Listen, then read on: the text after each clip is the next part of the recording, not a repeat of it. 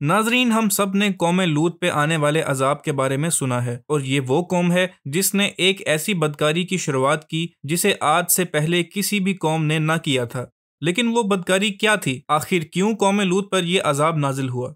हज़रत लूत अलैहिस्सलाम के वालिद का नाम हारान था और वो हज़रत इब्राहीम अलैहिस्सलाम के भाई थे। हज़रत लूत अलैहिस्सलाम हज़रत इब्राहीम अलैहिस्सलाम के भतीजे थे और हज़रत इब्राहीम अलैहिस्सलाम ने ही आपकी परवरिश की, क्योंकि आपके वालिद का इंतकाल आपके बचपन में ही हो गया था और आपको अहले सदूम की हिदायत के लिए चुना गया और आप नबूवत के मनसब पर फायज हुए।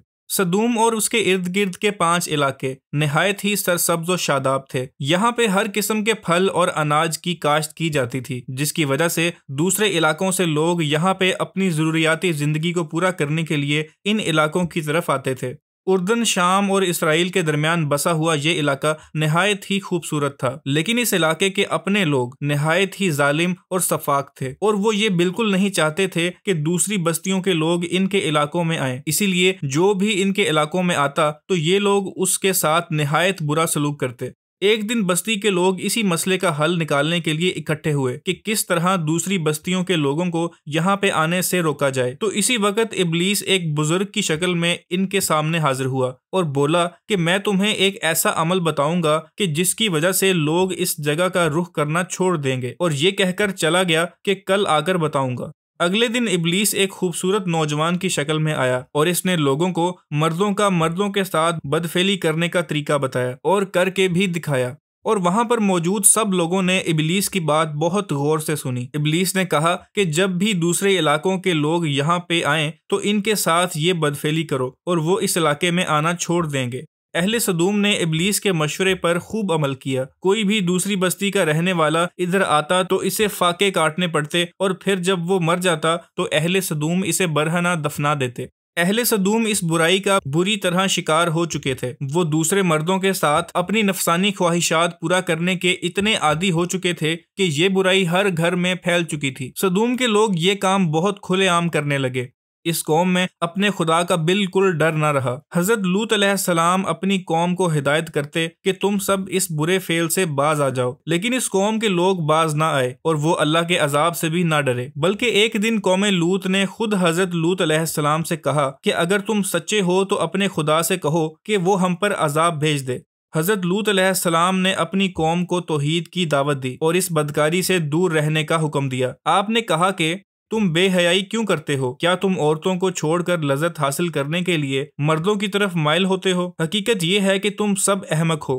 कौम लूत को हजरत लूत अलैहिस्सलाम का हिदायत करना निहायत ही बुरा लगता था और इन्होंने आपको इस इलाके से बाहर निकालने की धमकी भी दी, लेकिन तब भी आप इन्हें सीधे रास्ते पर चलने की हिदायत करते रहते थे। लेकिन जब इस कौम ने अपने ऊपर अजाब का दावा किया तो अल्लाह ने भी इन पे अजाब भेजने का फैसला कर लिया और अपने 3 फरिश्ते हजरत जिब्राईल, हजरत मीकाईल और हजरत इसराफील को 3 खूबसूरत नौजवानों की शक्ल में हजरत लूत अलैहिस्सलाम के पास भेजा।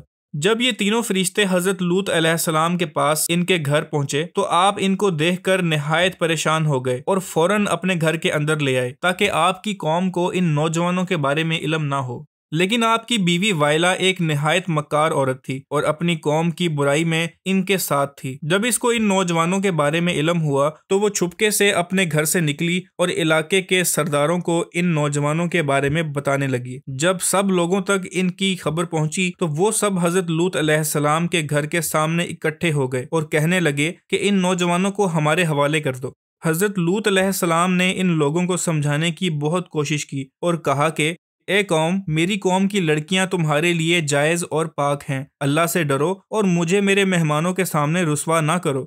हजरत लूत अलैहिस्सलाम की इस बात के जवाब में वो बोले कि हमें तुम्हारी बेटियों से कोई हाजत नहीं और तुम हमारी ख्वाहिश अच्छी तरह जानते हो। जब ये सब लोग आपके घर के दरवाजे की तरफ बढ़े तो आपने दरवाजा बंद करके इसको ताला लगा दिया। आप अपने मेहमानों की हिफाजत को लेकर बहुत घबराए हुए थे और फरिश्ते ये सारा मंजर देख रहे थे। इन्होंने आगे बढ़कर आपको तसल्ली दी कि हम कोई आम लोग नहीं बल्कि अल्लाह के फरिश्ते हैं, और ये सुनकर आपकी परेशानी में कुछ कमी हुई। इन फरिश्तों ने कहा कि हमें अल्लाह ने भेजा है और तुम्हारी कौम से तुम्हें कोई खतरा नहीं। अभी कुछ रात बाकी है। ऐसा करो कि अपने घर वालों को लेकर यहाँ से चले जाओ और वापस पीछे मुड़कर ना देखना। और हजरत लूत अलैहिस्सलाम अपने बच्चों और बीवी को लेकर वहां से चले गए। हजरत जिब्राईल अलैहिस्सलाम ने घर से बाहर निकलकर इन लोगों को अपने पर का एक कोना मारा, जिसकी वजह से इनकी आंखों के डेले बाहर निकल आए और इन सब की बीनाई चली गई। इसके बावजूद भी अहले सदूम हजरत लूत अलैहिस्सलाम को धमकियां देने लगे कि वो सुबह दोबारा आएंगे। इसके बाद हजरत जिब्राईल अलैहिस्सलाम ने इस बस्ती को अपने पर से उखाड़ दिया और फिर आसमान से इस बस्ती को जमीन पर दे मारा, जिसके बाद इन पर पत्थरों की बारिश हुई। हर पत्थर पे किसी एक बंदे का नाम होता और पत्थर इसी को जा लगता और इनके सर पाश पाश हो जाते। सुबह सवेरे शुरू होने वाला ये अजाब रात तक इस बस्ती को तबाह कर चुका था और अल्लाह ताला ने कौम लूत की इस बस्ती को स्याह और बदबूदार झील में तब्दील कर दिया। जब इस कौम पे अजाब नाजिल हो रहा था तो हजरत लूत अलैहिस्सलाम की बीवी ने अपनी कौम की तरफ मुड़ के देखा और वो इस कौम के साथ ही जहन्नम रसीद हो गई।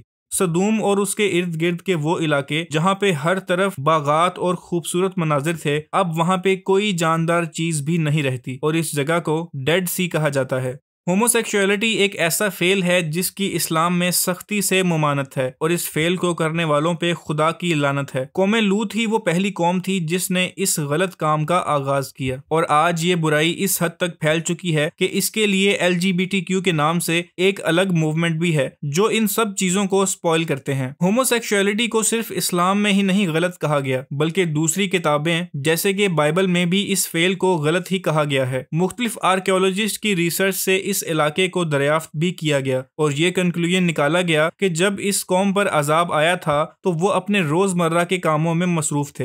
अहले सदूम जिन्हें पत्थर बना दिया गया, इनके मुजस्मे भी इसी हालत में ही दरियाफ्त हुए, जो कि कयामत तक लोगों के लिए इबरत का निशान है। इसी तरह की मजीद वीडियोस देखने के लिए हमारे चैनल को जरूर सब्सक्राइब करें।